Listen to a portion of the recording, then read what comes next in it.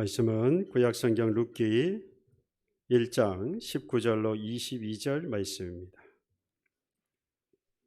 이에 그 두 사람이 베들레헴까지 갔더라. 베들레헴에 이를 때에 온 성읍이 그들로 말미암아 떠들며 이르기를 이가 나오미냐 하는지라. 나오미가 그들에게 이르되 나를 나오미라 부르지 말고 나를 마라라 부르라. 이는 전능자가 나를 심히 괴롭게 하심이니라. 내가 풍족하게 나갔더니 여호와께서 내게 비어 돌아오게 하셨느니라. 여호와께서 나를 징벌하셨고 전능자가 나를 괴롭게 하셨거늘 너희가 어찌 나를 나오미라 부르냐 하니라.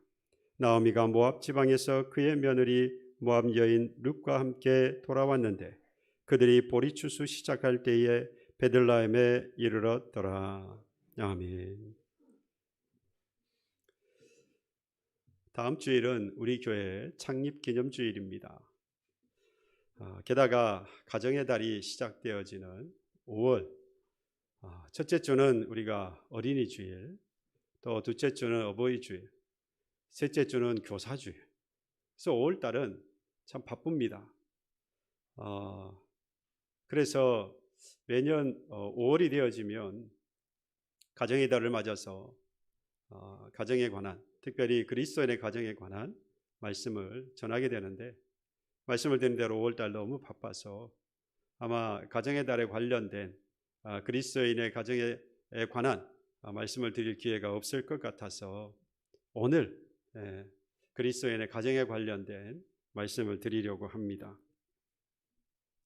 정말 이 시대는, 그리고 이 시기는 위기이고 위태로운 시기고 또 시대를 우리가 살아가고 있다 말할 수 있겠습니다.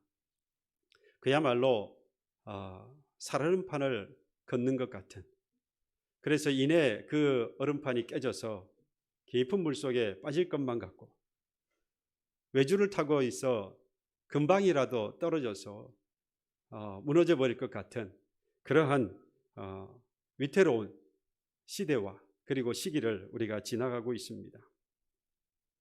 가정을 살펴보면 그 어느 때보다도 경제적으로, 정신적으로 어려움을 당하고 있는 때가 지금이다 말할 수 있겠고, 가정이 그렇다 보니까 사회도 국가도 말할 것 없이 계속해서 어려운 상황을 우리가 봅니다. 그것이 경제적인 뿐만 아니라 사회 전반적으로 흐르고 있는 상황도 그렇고, 그리고 우리가 겪고 있는 영적인 신앙생활하고 있는 우리 교우들, 성도들의 상황 역시 그런 육적인 문제뿐만 아니라 영적인 상황에 있어서도 정말 위기요, 위태로운 그러한 시기를 우리가 살아가고 있는 것을 우리가 경험하고 있습니다. 중요한 것은 가정이 무너지면 사회와 그리고 나아가서 국가도 무너질 수밖에 없다는 것입니다. 그래서 가정에 관하여서 그 중요성을 이야기할 때에 아무리 지나치게 가정의 중요성을 이야기한다고 해도 그야말로 지나치지 않습니다. 왜? 방금 말씀을 드린 대로 가정이 무너지면 사회도 국가도 결국 무너지기 때문입니다. 그렇죠? 가정은 정말로 중요해요. 그 가정의 가장 중심은 누굽니까? 바로 부부죠. 부부입니다.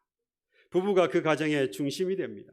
그러니까 이 말을 또 연결해서 해보면 부부가 깨어지면 가정이 깨어지고, 가정이 깨어지면 사회와 국가도 깨어지고 무너질 수밖에 없다는 겁니다.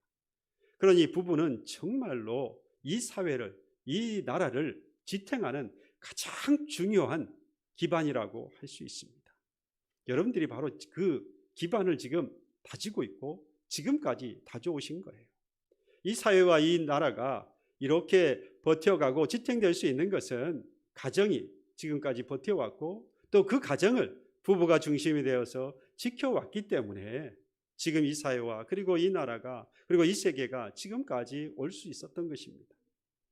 정말 여러분들 수고 많이 하셨습니다. 앞으로도 그런데 계속해서 가정을 위해서 그리고 사회와 나라를 위해서 여러분들과 부부가 된 여러분들이, 가정을 이루고 있는 여러분들이 사명감을 가지고 지켜나가야 합니다. 하나님은 이 부부를 두고 둘이 하나가 되는 그 하나님의 비밀을 바로 그 가정의 중심이 되는 부부에게 두셨다라고 말씀했습니다. 근데 혹자는 그런 이야기를 해요. 부부, 하나의 가정을 이루는 부부는 반쪽과 반쪽이 서로 사랑해서 만나서 하나가 된 것이다 라고 말하는데, 이건 성경을 잘 몰라서 하는 이야기예요. 하나님을 잘 모르니까 그런 이야기를 하는 거예요. 하나님을 제대로 아는 사람은 그렇게 이야기하지 않습니다. 에베소서 5장 31절에 말씀했습니다. 그러므로 사람이 부모를 떠나 그의 아내와 합하여 그 둘이 한 육체가 될지니 이 비밀이 크다. 여러분, 반쪽하고 반쪽이 합쳐져서 하나가 되는 것이 부부가 아니고 뭐라 그랬습니까? 둘이 한 몸이 된다 그랬어요. 그러니까 서로 다른 인격체와 서로 다른 주체가 둘이 만나서 하나가 되는 거예요. 이게 비밀이죠. 세상의 사람들은 그렇게 생각하지 않는다는 겁니다. 하나님은 그런데 둘이 하나가 되는 그것이 오직 딱 한 공동체, 가정 안을 이루고 있는 누구라고요? 부부만. 세상에 그 어떠한 것도 이런 비밀은 없는 거예요. 오직 그 부부에게만 이런 비밀을 하나님께서 숨겨두신 것입니다. 부모를 떠나서 결혼을 하게 되어지면 부부가 되어지고, 그 부부가 1 더하기 1이 2가 아니라 1 더하기 1이 1이 되어지는, 그래서 둘이 하나가 되어지는 그 놀라운 비밀이 부부에게 있는 것입니다. 그래서 부부의 날도 여러분 5월 21일이에요. 5월은 가정의 달, 둘이 하나 돼서 2 하나 21일. 기억하기 쉽죠. 그래서 부부의 날은 5월 달, 가정의 달에 21일, 둘이 하나 된 날. 정말로 그런 생각을 가지고 5월 21일을 부부의 날로 정했는지는 잘 모르겠습니다만은 의미는 있는 것 같아요. 그리고 이해하기도 편한 것 같습니다. 뿐만 아니라 이 가정의 중심이 부부인 것은 여러분, 하나님께서 남자와 여자를 창조하신 이후에 가정을 이룰 때 서로 돕는 배필로 가정을 이루게 하신 것에서 우리가 알 수 있습니다. 무슨 말이냐? 창세기 2장 18절에 보면요, 여호와 하나님이 이르시되 사람이 혼자 사는 것이 좋지 아니하니 내가 그를 위하여 무엇을 지으리라 하시니라? 돕는 배필을 지으리라 하셨습니다. 돕는 배필. 여기서 돕는 배필이라고 하는 것은 여러분, 교회에서는 우리가 동력자 이런 말을 많이 쓰잖아요. 동력자. 근데 사람은요, 이 세상에 가서 동력자 그러면 좀 낯설어해요. 그래서 시쳇말로 하면, 그러니까 이 세상에서 말하는 시쳇말로 하면 동업자예요. 동업자.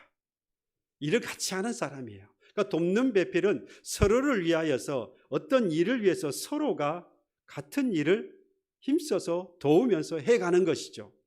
그러니까 하나님께서는 이 부부를 하나 더하기 하나로 만들어서 돕는 배필, 동업자가 되게 하셨다라는 이야기입니다.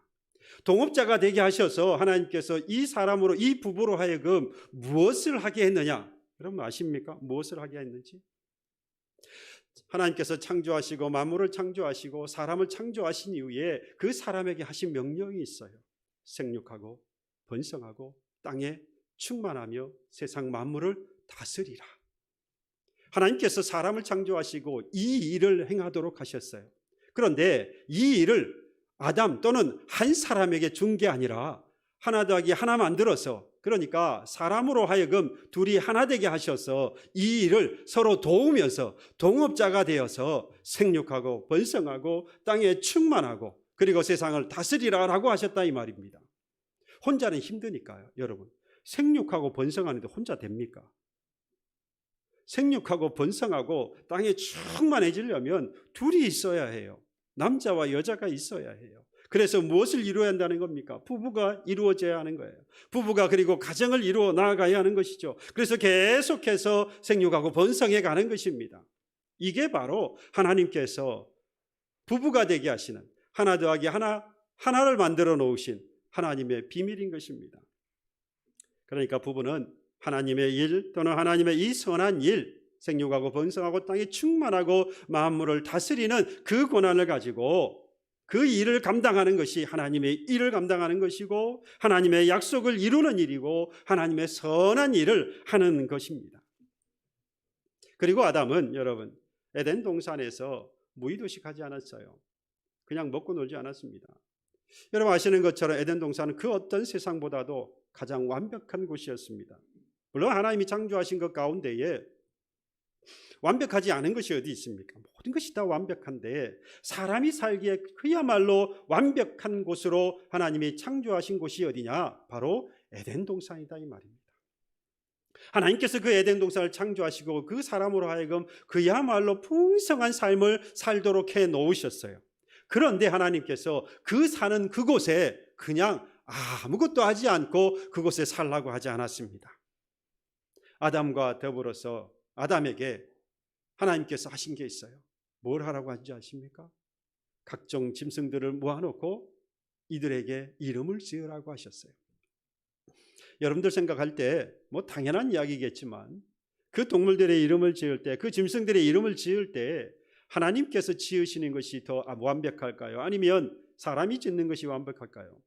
물론 사람도 지혜롭게 잘할 수 있겠지만 그 하나님께서 창조하신 그 창조물을 이름할 때에, 이름 지을 때에 하나님만큼 완벽하게 그 특징을 잘 알아서 지을 수 있는 분은 없을 거예요. 그럼에도 불구하고 하나님께서 아담에게 이 짐승들의 이름을 네가 지어라.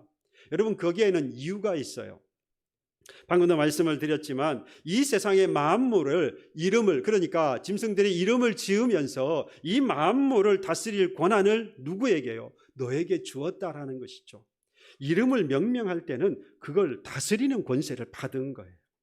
우리가 자녀들의 이름을 짓잖아요. 그 자녀들의 이름을 지을 때는 여러분 그냥 너는 앞으로 이렇게 부를 거야 라고 명명하기 위해서, 부르기 위해서 짓는 것만은 아니에요. 이름을 지으면서 그에 대한 무엇을 갖는 겁니까? 그 자녀에 대한 양육의 권한을 갖는 거예요. 하나님께서 그래서 이름을 짓게 하시는 겁니다. 뿐만 아니라 이 아담에게 그 짐승들의 이름을 지으라고 하신 것은 모든 권한을 준 것뿐만 아니라 나아가서 이름을 짓다 보니까 하나님이 이 아담에게 깨닫기를 원하는 게 있었던 거예요. 이름을 짓다 보니까 전부가 다 짐승이 암수가 있어요. 암컷이 있고 수컷이 있는 거죠. 그런데 자기는 보니까 그때야 이제 깨달은 거예요. 내게 없구나. 뭐가요? 암컷이라 그러면 안 되죠. 여자가 없구나라고 하는 것을 이 아담이 비로소 깨달은 겁니다. 그래서 그래서 성경이 뭐라 그래요? 돕는 배필이라고 하나님께서 말씀하신 것이죠.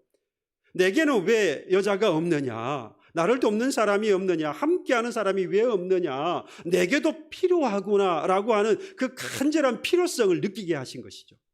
이것을 깨달은 바로 그때 하나님께서, 깨달았을 때에 비로소 하나님께서 창세기 2장 21절에 이렇게 말씀합니다. 여호와 하나님이 아담을 깊이 잠들게 하시니 잠들매 그가 그 갈빗대 하나를 취하고 살로 대신 채우셨다라고 했습니다. 그래서 아담에게 누구를 주신 겁니까? 하와를, 여자를 하나님께서 돕는 배필로, 동업자로 하나님께서 이 아담에게 주셨던 것입니다. 그렇게 간절했기 때문에 그 간절한 마음에서, 그 돕는 사람이 필요하다고 하는 그 간절함에서 하나님 앞에 고백하는 게 있어요. 아니, 이건 하나님께 고백했다기보다는 하와를 보고 고백했다라고 하는 게 맞겠지요.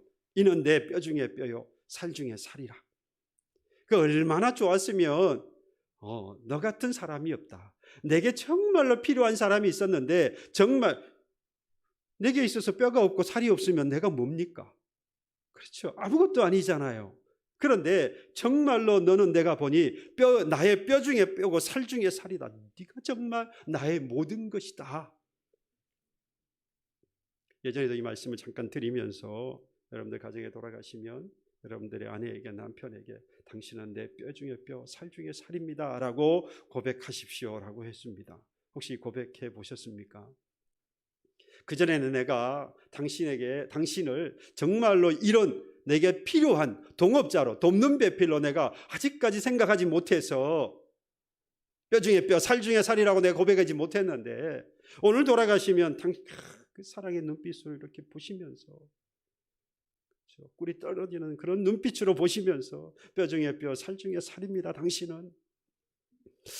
아내가 남편이 감격하지 않겠습니까? 오늘 돌아가시면 반드시 한번 고백해 보세요.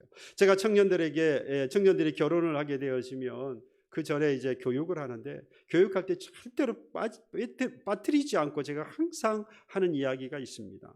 그들에게 권면하는 내용이 있어요. 이제 신랑 신부를 사랑합니까? 당연히 사랑한다. 신부는 신랑 사랑합니까? 사랑한다. 뭐가 그렇게 좋고 뭐가 그렇게 사랑스럽냐? 다 말하면 성격이 좋고 나를 이해하고 그리고 내가 원했던 것들 뭐 이런 것들을 잘 이렇게 도와주고 뭐 그리고 뭐 이렇게 해서 그런 조건들을 이렇게 이야기합니다. 좀 좋은 이야기예요. 당연히 그게 마음이 드니까 이제 결혼할 상대로 맞았겠지요. 그럴 때 제가 아주 그때 그 기분을 아주 그냥 탁 다운을 시켜버립니다. 야, 네가 그렇게 좋지. 그것 때문에 너무 사랑스럽지. 그런데 말이야, 나중에 그게 너무 미워 보일 때가 있다. 그게 별로 안 좋아 보일 때가 있어. 그렇잖아요. 여러분들 결혼하시기 전에 그렇게 좋았던 게 시간이 지나면서 무뎌지기도 하고 그 부분이 무뎌지기도 하고 그게 별로 그렇게 대단하게 나한테 오지도 않고 또 퇴색되기도 하고. 그런데 말이야, 지금 이 신랑이 네 신부가 평생도록 바뀌지 않고 가지고 가는 게 있는데 지금 네가 생각할 때 지금 못나 보이고 지금 네가 생각할 때 부족해 보이는 거 그건 말이야 평생 죽을 때까지 가지고 갈 거야. 그러니까 사랑하는 건 그 사람이 가지고 있고 좋아 보이고 지금 네가 너무 사랑스러워 보이는 것을 사랑하는 게 아니고 정말로 부족해 보이고 정말로 안 좋아 보이는 거 그걸 사랑해야 돼. 그러면 너는 이 사람을 평생 사랑하면서 살 수 있어. 왜? 그 사람은 평생 그걸 안 고칠 거니까. 그걸 못 고칠 거니까. 그걸 못 채울 거니까. 그걸 채우라고, 그걸 사랑으로 메꿔가라고 신랑은 신부에게, 신부는 신랑을 하나님께서 주신 거야. 그게 뭐라는 겁니까? 돕는 배필이라 이 말이죠. 그게 돕는 배필이야. 제가 청년들에게 그런 이야기를 합니다. 그래서 그걸 마음에 새기고 살아가고 있는지 잘은 모르겠어요. 한 번씩 점검을 해볼 필요도 있다. 뭐 다른 우리 뭐 신랑 신부 이제 결혼해서 얼마 안 된 그런 친구들에게 다 할 수는 없고 제가 그래도 주례를 섰던 그런 우리 가정을 이룬 우리 신랑 신부에게는 한 번씩 점검을 해볼 필요가 있을 것 같아요. 아직도 이 사람이 너에게 돕는 배필로서 뼈 중에 뼈, 살 중에 살이라고 고백하고 있느냐? 이가 가장 부족하고 가장 어리석어 보이고 없어 보이는 그걸 지금도 사랑하고 있느냐? 그리고 앞으로 죽을 때까지 사랑할 것이냐? 여러분, 우리는 그렇게 하나님께서 남편을 그리고 아내를 삼게 하셨어요. 서로 도우라고 말이죠. 서로 동업자가 되라고 말이죠. 뭐에 대해서요? 생육하고 번성하고 땅에 충만하고 세상 만물을 다스리는 일에 함께 힘을 모아서 서로 도우면서 협력하라고, 동업자가 되라고 가장 가까운 배필로 주셔서 하나의 가정을 하나님께서 이루게 하셨다 이 말입니다. 그러니 세상 그 어떤 사람보다도 이 부부는 가장 가까운 사이, 아니죠, 가까운 사이가 아니고요, 이 둘이 하나가 되어서 서로 사랑하고 서로 돕고 서로 귀히 여기면서 하나님께서 맡겨주신 바로 그러한 일들을 감당해 가라고 동업자가 되게 하신 겁니다. 지금 옆자리에 아내가 남편이 앉아 계시면 당신은 내가 사랑하는 동업자입니다. 동업자를 그러니까 이상한가요?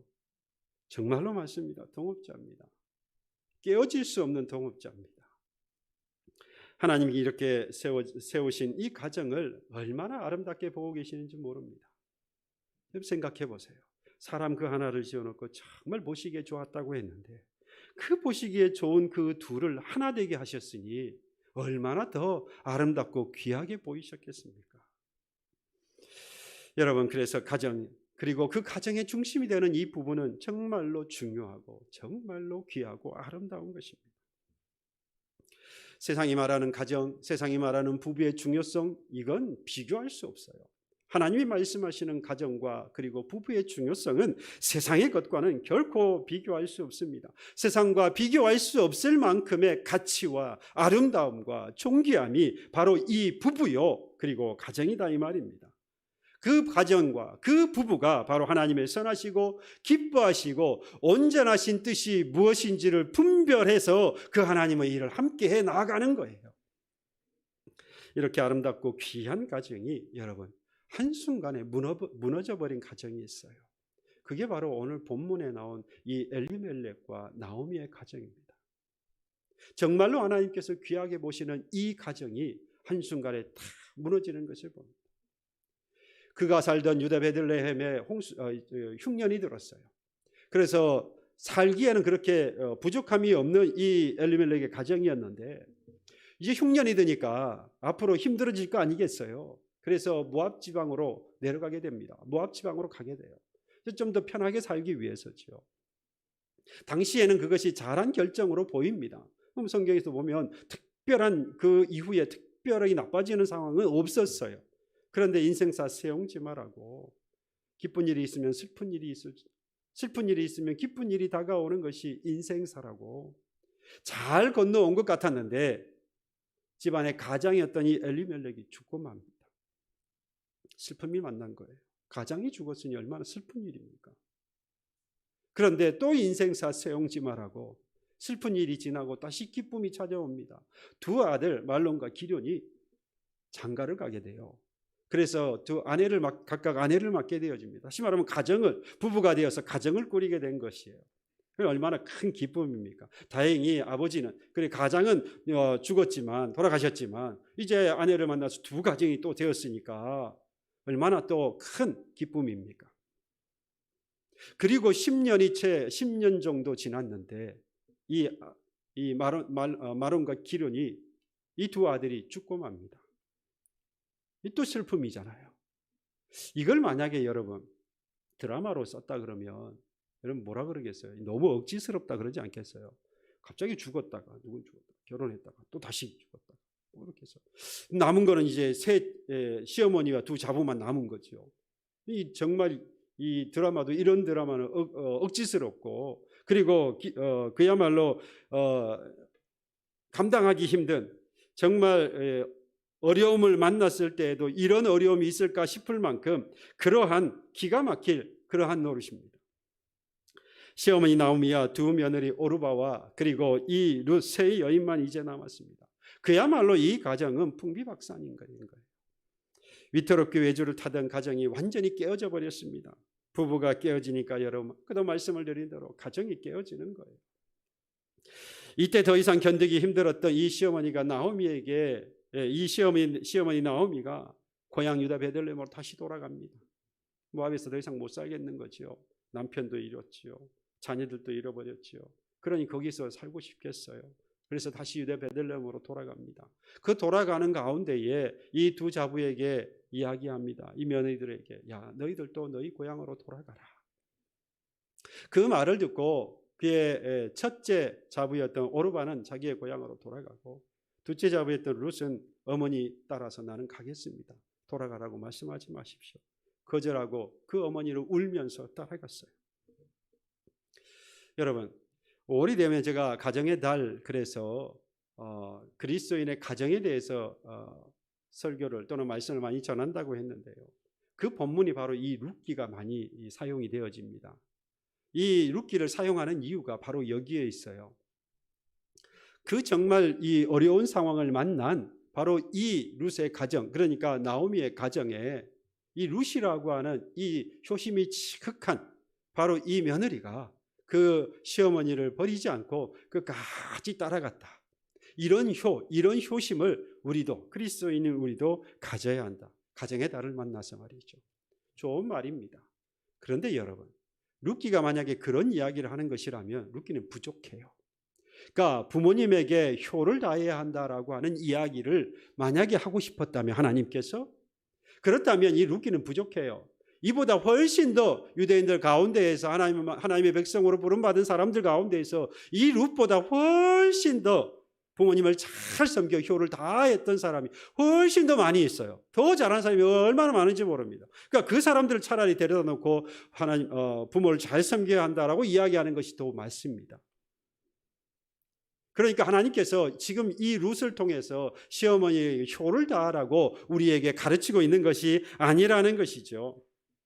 결론적으로 말씀을 드리면 그렇습니다. 하나님은 이 룻기를 통해서 고난으로 인해서 위기에 빠져버린 바로 이 가정을 어떻게 이 가정이 어떻게 회복되어서 구원의 가정이 되는가에 대한 모습을 이 룻을 통하여서 또는 이 룻기를 통하여서 이 가정을 통해서 위기에 빠져서 고통 때문에 위기에 빠져버린 이 가정이 어떻게 구원을 받는 회복되어지는가를 보여주려고 하는 것입니다. 이미 말씀을 드린 대로 이 시대가 어떤 시대라고 있습니까? 위기에 빠진, 위태롭게 위기에 빠진 이 시대에 어쩔 수 없이 위기를 함께 겪어야 하는 우리의 가정 아니겠습니까? 그 가운데 중심이 되는 부부 역시 위태롭게 하루하루를 위기의 상황을 건너가고 있잖아요. 그러니 이 시기에 하나님께서 이 위태로운 우리의 가정을 그냥 두실까? 하나님께서 분명히 이 룻의 가정, 나오미의 이 가정처럼 분명히 이후에 구원을 하실 것인데 그 과정이 어떻게 되는가를 우리가 한번 보겠다는 것입니다. 누구나 살다 보면 반드시 여러 가지 모양의 예측하지 못했던 많은 어려움들을, 위기의 상황을 만나는 것처럼 이 나오미의 가정에도 감당할 수 없는 일이 거듭거듭해서 그들에게 일어났고 그것이 고통이 되었습니다. 말씀드린 대로 가장이 죽고 두 아들이 죽고 더 이상 아무것도 의지할 수 없는 그런 상황에서 다시 고향으로 돌아오는, 그리고 첫째 자부는 다시 고향으로 돌아가고 이제 남은 것은 두 여인, 시어머니와 그의 둘째 자부 외에는 아무것도 남은 것이 없어요. 의지할 것도 없고 내가 도움을 받을 것도 없는 겁니다. 아무런 소망이 없고 희망이 없는, 그리고 절망밖에 없는, 그리고 누가 봐도 이 가정은 저주받은 가정이라고, 더 이상 희망도 소망도 없는 저주받은 가정이라고 말할 만큼 그러한 상황에 빠져 있는, 그래서 이 룻기의 주제를, 한편의 다른 주제를 고난의 삶이라고 하는 주제를 이야기하기도 합니다. 이렇게 룻의 가정이, 나오미의 가정이 고난을 당해야 하는 고통 가운데 위기를 만나야 할 이유가 별로 없어요. 마치 욥의 상황과 같습니다. 그럴 만한 잘못한 상황이 없다 이 말이죠. 그럼에도 불구하고 고통 가운데 위기에 빠져 있는 이 가정, 왜 그렇게 되었나? 이유는 다 알 수 없지만 하나님께서 그들의 결론을 가서 보면 분명히 그들을 구원의 가정으로 끌어올려 주시는데 그 과정에 어떤 일이 있는지를 함께 보려고 합니다. 여러분, 제가 볼 때에는 이 룻의 가정, 이 나오미의 가정에 정말 가장 큰 문제가 뭐냐, 그들에게 있어서 가장 큰 고통이 무엇이었느냐, 특별히 이 룻의 마음의 가장 큰 짐은 대를 잇지 못한 거예요. 더 이상 아이가 없잖아요. 그렇다고 해서 남편이 살아있으면 어떻게든 또 희망이 있을 텐데 남편도 죽어버렸어요. 딸도 없고 아들도 없어요. 아무도 없어요. 시어머니하고 나 둘만 남은 거예요. 그러니 대를 더 이상 이을 수 없다고 하는 그 마음, 절망의 상황에 빠져 있는 겁니다. 그리고 결국에는 이 어머니 나오미와 함께 어머니의 고향이었던 유대 베들레헴으로 돌아오는 이 룻의 이 모습을 보면서 다시 한번 우리가 느끼게 되어지는 것은 그 어머니, 시어머니 나오미를 따라가는 이 룻의 모습이 참으로 귀하다는 겁니다. 왜 그러느냐? 이제 나오미가 시어머니가 자기 유대 베들레헴으로 가지만 아까도 말씀을 드린 대로 아무것도 가진 것이 없고 빈손이에요. 그리고 의지하고 소망 삼을 것도 없는 거예요. 그러니까 다시 말하면 가봐야 별 볼 일 없는 거예요. 가봐야 고생할 일만 있는 거예요. 고통받을 일만 있는 겁니다. 이걸 이 자부인 룻이 모르는 게 아닌 거죠. 다 알고도 지금 어머니하고 내가 가겠다라고 이야기하고 있는 겁니다. 어떤 사람이 행복이 있고 그리고 앞에 주어진 창창한 좋은 날이 있는 그걸 마다하고 고난과 고통이 있는 것이 빤히 보이는데 그 길을 가겠다고 하는 사람이 어디 있겠습니까? 고통밖에 고난밖에 남은 것이 없는데 그와 동행하여서 가겠다라고 하는 것, 이건 대단한 결단이 아닐 수가 없습니다. 여러분, 룻의 이름의 뜻이 여자 동료라고 하는 뜻을 가지고 있어요. 여자 동료. 그의 이름에서 알 수 있는 것처럼 이 룻이 비록 저주받은 것 같은, 그래서 그 가정이 완전히 풍비박산이 되어버린 것 같은 그런 나오미이지만 그와 함께 동참하려고 하는 그의 마음, 여러분, 이게 가정인 거예요. 이게 부부, 이게 가정이고 이런 부부가 있어야 올바른 가정으로 세워질 수 있는 것입니다. 여러분, 하나님께서 이 위기를 만난 바로 이 나오미의 가정, 이 룻의 가정을 구원의 가정으로 이끄셨던 가장 근본이 어디에 있느냐? 바로 여기에 있었어요. 분명히 가면 그곳이 고통이 따르는, 그래서 위기를 더 만날 수밖에 없는 것이 분명한데 그것을 마다하지 않고 함께 무엇 받기를, 고통받기를 거부하지 않고 그의 어머니와 함께 갔던 바로 그것을 하나님께서는 그를 구원으로 이끄는, 회복하여서 구원하시는 근거로 삼으셨다는 겁니다. 그걸 믿음의 행동으로 보신 거예요. 친정으로 돌아간 오르바의 반응이 사실은 어떻게 보면 위험에 처한 위기를 만난 여인의 올바르다면 좀 그렇고요. 당연한 태도라고 할 수 있습니다. 어려움이 있는데, 고통이 있는데 고향으로 돌아가는 것이 맞지요. 그럼에도 불구하고 고통을 함께 받기로 결단하는 이 룻의 모습은 정말로 우리가 볼 때에는 이건 충격이고, 또 나아가서는 이거는 하나님의 은혜를 받은 자가 아니면 이러한 일을 할 수 없는 것입니다.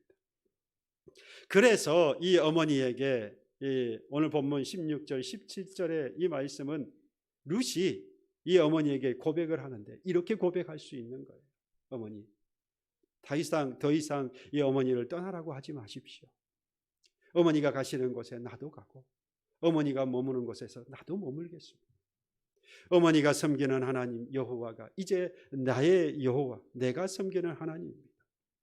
어머니가 죽으시는 그곳에서 나도 죽겠습니다. 만약에 죽음이 우리를 갈라놓지 않는데 내가 어머니를 떠나면 하나님께서 내게 벌을 내리셔도 내가 다 달게 받겠습니다. 정말 이 어머니에 대한 이 마음이 어떠했는지를 우리가 잘 알 수 있습니다. 간절한 그 마음. 어머니가 외롭고 고통 가운데 희망 없이 고난의 삶을 살 수밖에 없는 것을 철저하게 느끼면서도 그 어머니와 함께 하려고 하는 이 룻의 그 마음, 하나님은 이것을 믿음으로 보시고 그 가정을 구원하는, 그 가정을 회복시키는 근거로 삼으셨다 이 말입니다. 여러분, 이것이 바로 위기에 처한 가정에서 저와 여러분들이 해야 할 일이에요. 우리도 이러한 일을 분명히 만날 것이라는 겁니다. 나오미가 얼마나 괴로웠으면, 당시에 만났던 상황이 얼마나 고통스러웠으면 이 유다 베들레헴으로 돌아올 때에 사람들이 나오미가 돌아오는구나 라고 할 때에 나를 더 이상 기쁨이라고 하는 나오미라 부르지 말고 고통 슬픔이라 하는 마라라고 불러주라. 얼마나 그 가슴이, 그 마음이 고통스러웠으면 내가 이 나옴이라고 기쁨이라고 하는 그렇게 들려지는 것이 부담스럽고 괴로워서 차라리 고통이다 슬픔이다라고 불러주는 것이 내 마음이 편하겠다 이 말이죠. 떠날 때에는 아쉬울 것이 없었는데 다시 돌아올 때에 빈손으로 돌아오 계신 하나님 앞에 탄식합니다. 의지할 남편도 더 이상 돌보아야 할 자녀도 없는, 다 잃어버리고 돌아오게 된 그의 모습 하나님 앞에 돌이켜보며 탄식을 해요. 아마도 그녀의 이 탄식대로 아마 유다 베들레헴 사람들도 이 나오미가 오는 모습을 보고 야, 저가 하나님 앞에 저주를 받았구나, 분명히 그랬을 거예요. 그리고 돌아서면서 이 나오미의 인생도 이제 끝났구나, 사람들도 그렇게 이야기했을 거예요. 본인도 그렇게 말하고 있으니까요. 그런데 바로 그때입니다. 바로 그때에 모든 사람들이, 스스로뿐만 아니라 모든 사람들이 다 이제 인생 끝났다라고 하는 바로 그때, 더 이상 내 힘으로 일어설 수 없고 할 수 있는 것도 없고 소망 삼을 수 있는 것도 아무것도 없다라고 하는, 한 줄기 빛조차도, 희망을 삼을 수 있는 한 줄기 빛조차도 없다라고 하는 바로 그것을 고백하는 바로 그때에 하나님께서 그 위기에 빠진 그 가정에 하나님께서 찾아오신 거예요. 그리고 여러분, 여기서 중요한 게 한 가지 있어요. 하나님께서 그 위기에 빠진 그 가정에 찾아오셔서 그 가정을 회복시키는 방법입니다. 하나님은 항상 그렇게 해오셨어요. 위에 계셔서 높은 곳에 계시면서 위기의 나락에 떨어져 있는 그 가정을 이렇게 끌어올리시는 하나님이 아니에요. 우리 주님께서 인간의 육체를 입고, 죄인된 인간의 육체를 입고 오셔서 수치와 저주의 십자가를 지고 죽으심으로 우리를 인생을 우리의 모든 사람들의 생명을 다시 회복하게 하신 것처럼 하나님이 위기에 빠져서 나락에 떨어져 있는 그 가정을 위하여서 가장 낮고 천한 바로 그 밑바닥까지 하나님이 내려오셔서 그 가정을 올려놓으세요. 그게 하나님의 방법이에요. 그러니 그 하나님이 더 어떻게 느껴집니까? 더 사랑스러운 거예요. 위에서 건져 올리시는 것도 사랑스러운데 가장 낮은 내가 처해 있는 그 상황까지 주께서 내려오셔서 하나님께서 내려오셔서 나를 더 올려놓으시니 그 하나님이 얼마나 사랑스럽고 그 하나님의 그 도우심이 건져오시고 회복하게 하심이 얼마나 감격스러운지 몰라요. 여러분, 위태롭고 사랑판을 걷는 위기의 이 시대에 우리의 가정도 위기에 빠질 수밖에 없는데 고통 가운데 지나갈 수밖에 없는데 여러분, 그 가운데에서 하나님은 무너질 수밖에 없고 두려워하며 하루하루 겨우겨우 지나가고 있는 저희들에게 하나님은 원하시는 게 있어요. 뭘 원하신다고요? 그의 고통을, 우리가 당하고 있는 위기 가운데 겪고 있는 그 고난과 고통에서 떠나지 말라는 거예요. 그 가운데 함께 하라는 거예요. 그 고난과 고통을 함께 짊어지고 나아가라고 말씀하고 있습니다. 그게 여러분 가정을 지키는 일이고 가정을 위해서 우리가 해야 하는 겁니다. 그래서 하나님께서 우리를 아내와 남편을 서로 만나게 하셔서 남자와 여자를 만나게 하셔서 그리고 부부가 되게 하신 거예요. 비록 룻이 나오미의 하나님을, 시어머니 하나님, 그 하나님을 나도 믿겠다라고 할 때에 여러분, 그 나오미를 따라갈 때에 이 룻은 사실 부족한 신앙이었어요. 온전한 신앙이 아니었습니다.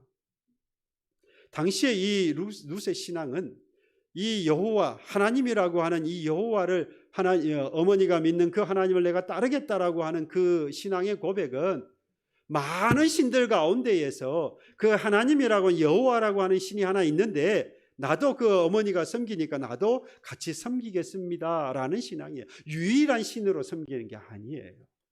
그럼에도 불구하고 하나님께서 이 룻이 어머니의 그 고난은, 고통을, 위기를 외면하지 않고 함께 그 고통을 당하는 그래서 그 길을 함께 가는 바로 그 모습을, 바로 그것을 하나님께서 믿음으로 보시고 그 가정을 건져주시는 겁니다. 회복하게 하시는 거예요. 부족한 신앙임에도 불구하고 말이죠. 또한 둘이 하나가 된 부부가 중심이 된 한 가정을 여러분 우리는 이루어 가야 합니다. 그 이룬 우리가, 그 부부가 하나의 가정을 이루었을 때에 둘이 하나 되어지는, 하나가 하나 만나 또 둘이 하나가 되어지는, 그래서 부부가 한 가정을 이루고 무엇을요? 하나님이 주신 일을 하는 거예요. 뭐가 됐다고 그랬습니까? 돕는 배필, 동업자가 되라 이 말입니다. 하나님께서 주신 일을 함께 해 나아가라 이 말입니다. 생육하고 번성하고 땅에 충만하고 세상의 모든 것들을 다스릴 권세를 주셨으니 하나님의 선하신 이 뜻을 이루기 위하여서 이 부부가 서로 협력하고 서로 동업자가 되어서 서로 돕는 배필이 되어서 이 일을 감당해야 하는 것입니다. 이것이 바로 우리가 해야 할 하나님의 약속이기에 이를 지키면 이것을 믿음으로 보시고 세상에서 받고 있는 모든 고통과 위태로운 위기의 상황에서 저와 여러분들의 가정을, 저와 여러분들의 삶을 하나님께서 회복시켜 주시고 구원의 가정으로 인도하여 주실 것입니다. 그리고 모든 것이 끝났다고 느껴질 바로 그때 여러분, 주님은 나와 우리의 가정에 분명히 찾아오십니다. 가장 밑바닥에 떨어져 있을 바로 그때 하나님이 외면하지 않으세요. 분명히 우리를 건져주시고 구원의 가정으로 인도하십니다. 그러니 여러분, 가장 밑바닥에 떨어져서 더 이상 가진 것이 없고 하나님 앞에 내어놓을 곳도 없는 바로 그때 빈손과 그리고 비어버린 그 마음을 세상을 향하여서 모으지 마세요. 세상을 향하여서 모아서 무언가를 기대하지 말라 이 말입니다. 그 빈손을 보고 그 빈 마음을 보고 세상의 사람들은 비웃으면서 떠나요. 하지만 그 빈 마음과 빈손을 하나님 앞에 넣어놓으시면 그 빈손을 하나님이 채워주십니다. 그리고 그 빈 마음에 하나님께서 구원의 믿음과 확신을 분명히 채워주십니다. 아말렉과의 전투 가운데 나아갔던 그 여호수아의 군대가 승리하기 위하여서 모세가 산에 올라가 기도하지 않습니까? 그때에 모세가 빈손을 하나님 앞에 들었어요. 그 하나님 앞에 비어버린 그 손을 들었을 때 하나님께서 그 비은 손을 외면하지 않고 그 손을 굳건히 잡아주셨어요. 결국 이스라엘은 승리했습니다. 아말렉과 싸워서 이길 수 없는 상황 가운데에서 하나님께서 그들을 구원해 주신 것입니다. 하나님은 하나님께로 향한 이 빈손을 분명히 붙잡아 일으켜 세워주시고 빈 마음의 구원의 은혜와 확신을 분명히 가득가득 채워주십니다. 이걸 룻이 실제로 경험을 하게 되었어요. 우리가 이미 아는 것처럼 귀염 물을 자인 보아스를 만나게 하고 그 보아스를 만나 부부가 되어져 가정을 이루어서 이후에 그의 후손 가운데 누가 태어납니까? 예수가 태어나는 거예요. 여러분, 화목하고 기뻐해야 할 가정. 그러나 지금 이때가 위기의 때이고 위기의 시기고 위기의 시대이기 때문에 우리의 가정도 위기에 처할 수밖에 없다는 것. 이때를 여러분 사탄이 놓치지 않아요. 위기를 만난 이때에 위태로운 이때에 사탄은 놓치지 않고 우리의 가정에 우리의 부부 사이에 들어와서 끊임없이 흔들어 놓습니다. 서로가 원망하게 하고 서로가 불평하게 만듭니다. 그래서 그 가정과 그 부부가 깨어지게 만드는 것이죠. 그러니 여러분, 아내된 여러분, 남편을 고난의 동반자로 맞이하세요. 또한 남편된 여러분, 여러분의 아내를 고난의 동반자로 삼으세요. 하나님께서 그렇게 부르셨어요. 그렇게 하나가 되어서 하나님께서 주신 일들을 함께하는 돕는 배필로 동력자로 삼으라 말씀하셨어요. 마찬가지로 자녀는 부모는 자녀의 함께 고난의 동반자로 살아가야 합니다. 나아가서 여러분, 저와 우리 심곡천 교회, 여러분과 저는 바로 이 심곡천 교회를 통해서 하나님을 섬기는 고난의 동반자로 그 고통과 고난에 함께 해 나아가는 돕는 배필로 동업자로 저와 여러분들이 하나님께서 부르셨고 이 심곡천 교회를 통해서 하나님 주신 일을 감당하라 오늘 말씀하고 있는 것입니다. 결국 아무리 큰 고난의 위기를 만났다 할지라도 바로 이런 믿음이 있는 우리에겐 구원의 하나님이 기다리고 계셔요. 그리고 그 하나님께서 위기에서 우리의 가정과 그리고 우리의 교회를 분명히 구원하여서 그 하나님의 길로 선한 뜻을 이루며 인도해 나가실 것입니다. 이 하나님을 높이며 감사하며 영원토록 찬양할 수 있기를 바랍니다. 그래서 우리 찬양합시다. 세상 흔들리고 사람들은 변하여도